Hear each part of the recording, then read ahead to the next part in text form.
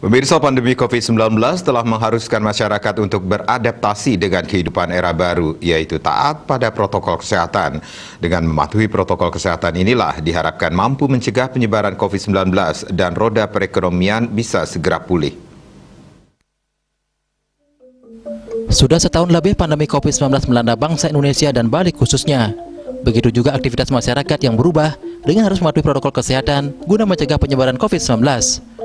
Seperti halnya di Desa Adat Bedulu, Gianyar, di mana masyarakatnya tak terbiasa dengan kehidupan era baru saat ini.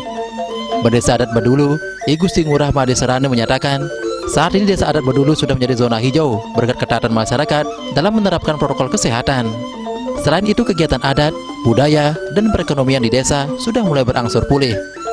Pihaknya senantiasa mengimbau masyarakat agar tetap taat pada peraturan pemerintah sehingga pandemi COVID-19 ini segera berakhir.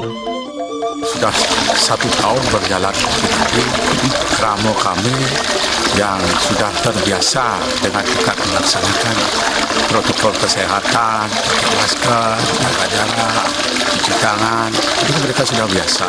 Astengkara pada saat ini desa kami sudah dinyatakan zona hijau dan kegiatan adat dan budaya dan kegiatan perekonomian sudah mulai bergerak. Semoga hal seperti itu berjalan lancar sampai akhir nanti betul-betul COVID itu sudah bisa terlewati.